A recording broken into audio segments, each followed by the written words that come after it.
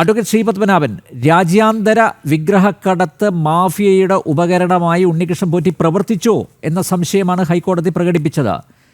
ഞങ്ങൾ ജനം TV സ്വർണ്ണക്കവർച്ച നടന്ന അന്നു തൊട്ട് ഉന്നയിച്ചുകൊണ്ടിരിക്കുന്ന പ്രധാന ചോദ്യമാണ് ഹൈക്കോടതി ഇന്ന് സംശയമായി അവതരിപ്പിച്ചത്. ശ്രീകോവിലിനകത്തുള്ള അയ്യപ്പ വിഗ്രഹം അസലാണോ ഒറിജിനലാണോ? സ്വർണ്ണവാതിലും കട്ടിളപ്പാളിയുമൊക്കെ കടത്തിയതുപോലെ പോറ്റിയോ പോറ്റിയുടെ അനുചരന്മാരോ യഥാർത്ഥ വിഗ്രഹം അന്താരാഷ്ട്ര വിഗ്രഹ മാഫിയയ്ക്ക് കൈമാറിയോ?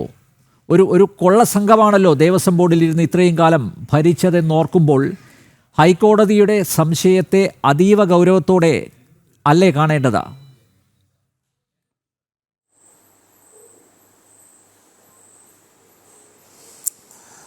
അല്ല, അതിൽ ഈ കേസ് വന്ന സമയം മുതൽ കേരളത്തിലെ അയ്യപ്പ വിശ്വാസികളുടെ മനസ്സിൽ ഒരു സംശയമുണ്ട്. അതായത് ഈ ശബരിമലയിലെ ഈ ദ്വാരപാലക ശില്പങ്ങൾ, അതായത് സ്വർണം പൊതിഞ്ഞ, പൂശിയല്ല, പൊതിഞ്ഞ ചെമ്പ് കൊണ്ടുണ്ടാക്കിയ ദ്വാരപാലക ശില്പങ്ങളുടെ പാളികൾ, അതാണ് സ്വർണം പൊതിഞ്ഞ ചെമ്പ് പാളികൾ. ഇതും കട്ടിലപ്പാളികളും കൊണ്ടുപോയതല്ല കൊണ്ടുവന്നത് എന്ന സംശയം ആദ്യം മുതലേ എല്ലാവർക്കും ഉണ്ട്.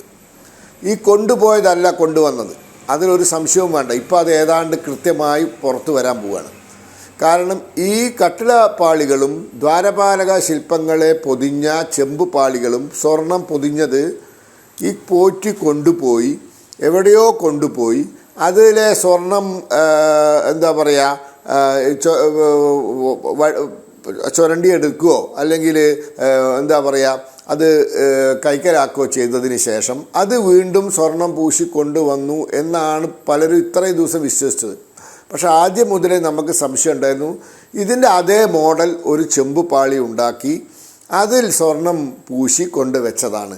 മറ്റേ സംഗതി ഒന്നായി എവിടെയോ മുക്കിയിട്ടുണ്ട്. അത് കട്ടിലപ്പാളികൾക്കും സംഭവിച്ചിട്ടുണ്ട്. എന്തുകൊണ്ടാണെന്ന് വെച്ചാൽ ഇതിന് അന്താരാഷ്ട്ര മാർക്കറ്റിൽ അല്ലെങ്കിൽ നമ്മുടെ നാട്ടിൽ തന്നെ കോടാനുകോടി രൂപ കൊടുക്കാൻ തയ്യാറായ ആളുകളുണ്ട്.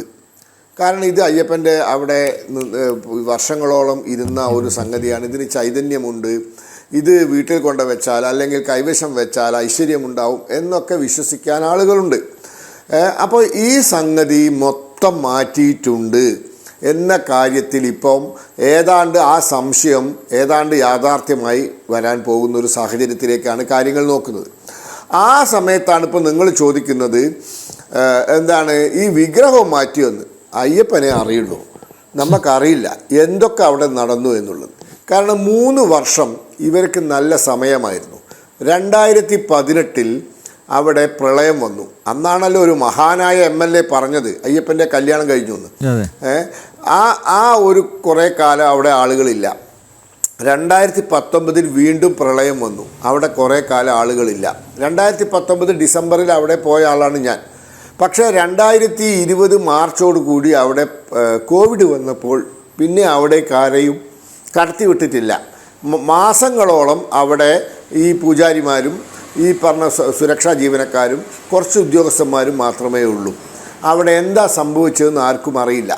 2021 അവസാനമൊക്കെ ആയപ്പോഴാണ് ഞാൻ മനസ്സിലാക്കുന്നത് ശബരിമലയിൽ വീണ്ടും ആളുകളൊക്കെ വരാൻ തുടങ്ങിയത്. അപ്പോൾ ഒരു ദീർഘകാലം ശബരിമലയിൽ ആളില്ലാത്ത അല്ലെങ്കിൽ ഭക്തജനങ്ങൾ യഥേഷ്ടം വരാത്ത ഒരു സാഹചര്യമുണ്ടായിരുന്നു. അവിടെ എന്തൊക്കെയോ നടന്നിട്ടുണ്ട്. ഒന്നുറപ്പാണ്, വാസുവിനെ ചോദ്യം ചെയ്യണം, വാസുവിനെ അറസ്റ്റ് ചെയ്യണം. ആ കാലഘട്ടത്തിലെ കമ്മീഷണർ വാസുവാണ്. 2 പത്മകുമാറിനെ ചോദ്യം ചെയ്യണം, പത്മകുമാറിനെ അറസ്റ്റ് ചെയ്യണം. പത്മകുമാറും വാസുവും അറിയാതെ ഇവിടെ ഇങ്ങനെ ഒന്നും നടക്കില്ല. ഈ ബോർഡിൻ്റെ മിനിറ്റ്സ് ബുക്കിൽ കൃത്രിമം നടന്നിട്ടുണ്ടെങ്കിൽ ബോർഡിൻ്റെ മിനിറ്റ്സ് ബുക്ക് ക്രമവിരുദ്ധമായിട്ടാണ് അത് മെയിൻറ്റെയിൻ ചെയ്തതെങ്കിൽ ഉറപ്പാണ് വാസുവിനും പങ്കുണ്ട്, ബോർഡ് ചെയർമാനും പങ്കുണ്ട്. ഇനി മന്ത്രി തലത്തിലേക്ക് എത്തിയിട്ടുണ്ടോ എന്നുള്ളത് നമുക്കിപ്പോൾ പറയാൻ പറ്റില്ല, അന്വേഷണം മുന്നോട്ട് പോകട്ടെ. ദേവസ്വം ബോർഡ്, അതായത് അതിലത്തെ പ്രസിഡന്റ്, അതിലത്തെ അംഗങ്ങൾ എല്ലാവർക്കും ഇതറിയാം. ഈ മിനിറ്റ്സ് ബുക്കിൽ നമുക്കറിഞ്ഞൂടെ ഒരു മിനിറ്റ്സ് ബുക്ക് എന്താണ്? ഒരു ബോർഡ് മീറ്റിങ്ങിൽ പങ്കെടുക്കുന്ന എല്ലാ ആളുകളും അതിലൊപ്പിടും. അതിൻ്റെ മുകളിൽ എന്താണ് ആ തീയതി എഴുതി അജണ്ട എഴുതി ഒപ്പിടും. അത് ഒപ്പിട്ട് കഴിഞ്ഞാൽ അന്ന് എടുത്ത തീരുമാനങ്ങൾ സെക്രട്ടറിയോ അല്ലെങ്കിൽ എക്സിക്യൂട്ടീവ് ഓഫീസറോ അതിൽ രേഖപ്പെടുത്തും. രേഖപ്പെടുത്തിയതിന് ശേഷം അടുത്ത മിനിറ്റ്സ് വരുമ്പോൾ, അടുത്ത യോഗം വരുമ്പോൾ ഈ ആളുകൾ അത് വായിച്ചു നോക്കാൻ അവസരമുണ്ട്. കഴിഞ്ഞ മീറ്റിങ്ങിലെടുത്ത തീരുമാനം എന്താണ് എന്ന് വായിച്ചു നോക്കാൻ അവസരമുണ്ട്. ഇത് അവരുടെ അടുത്ത് ഒളിപ്പിച്ചു വെക്കാനൊന്നും പറ്റില്ല. അടുത്ത മീറ്റിങ്ങിൽ ഇതേ മിനിറ്റ്സ് ബുക്ക് അവരുടെ മുമ്പാകെ കൊണ്ടുപോയിട്ട് അവർക്ക് വീണ്ടും ഒപ്പിടണ്ടേ. അപ്പോൾ ഇതൊക്കെ എല്ലാവർക്കും അറിയാം. ആരും അറിയാതെ, ദേവസ്വം ബോർഡ് പ്രസിഡന്റ് പത്മകുമാർ അറിയാതെ, ദേവസ്വം ബോർഡ് മെമ്പർ ശങ്കർദാസ് ഉൾപ്പെടെയുള്ള മെമ്പർമാരറിയാതെ ഇതൊന്നും അവിടെ നടക്കില്ല. ക്രമവിരുദ്ധമായിട്ടാണ് മിനിറ്റ്സ് മെയിൻറ്റെയിൻ ചെയ്തതെങ്കിൽ ഇവരൊക്കെ ഉത്തരവാദികളാണ്. ഇവർക്കൊക്കെ ഈ ഗൂഢാലോചനയിൽ പങ്കുണ്ട്. പക്ഷേ അതിന് മന്ത്രി അറിയുമോ, സംസ്ഥാന ഭരണ നേതൃത്വം അറിയുമോ എന്നുള്ളത് നമ്മൾ ഇനി അന്വേഷിക്കേണ്ട വിഷയമാണ്.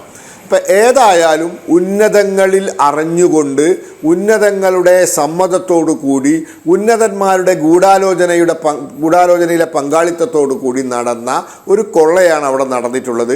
അത്യന്തം ഗുരുതരമായ പ്രശ്നമാണ് ശബരിമലയിൽ നടന്നത്. ഇത് ഒരു കാരണം എന്താ പറയുക, വളരെ ചെറിയ യുക്തിയുള്ള ഉപയോഗിച്ച് നമുക്ക് കണ്ടെത്താം. എന്താണ്, ഏതോ ഒരു പോറ്റിക്കൊന്നും ശബരിമലയിൽ ഒരു വിളക്ക് പോലും എടുത്തുകൊണ്ടുപോകാൻ പറ്റില്ല. ഒരു വിളക്ക് പോലും ശബരിമലയത്തെ എടുത്തു കൊണ്ടുപോകാൻ പറ്റില്ല. ഇത്രയും വിലപിടിപ്പുള്ള വസ്തു ചുമരിൽ നിന്ന് അടർത്തി എടുത്ത് മാറ്റി കൊണ്ടുപോകണമെങ്കിൽ അതും ഗോപ്യമായ രീതിയിൽ, വൃത്തികെട്ട രീതിയിൽ, എന്തോ വല്ല പഴയ സാധനങ്ങൾ, ആക്രി സാധനങ്ങളൊക്കെ കൊണ്ടുപോകുന്ന രീതിയിൽ കൊണ്ടുപോയി എവിടെയൊക്കെയോ പ്രദർശനം നടത്തി, ഏതൊക്കെയോ സിനിമാ നടന്മാരെ വീട്ടിൽ കൊണ്ടുപോയി ഇങ്ങനെ തരംതാന്ന രീതിയിൽ കൈകാര്യം ചെയ്യണമെങ്കിൽ അതിനുള്ള ബ്ലാങ്ക് ചെക്ക് ഒപ്പിട്ട് കൊടുത്തത് ഉന്നതങ്ങളിൽ നിന്നാണെന്നുള്ള കാര്യത്തിൽ ഒരു സംശയവും വേണ്ട.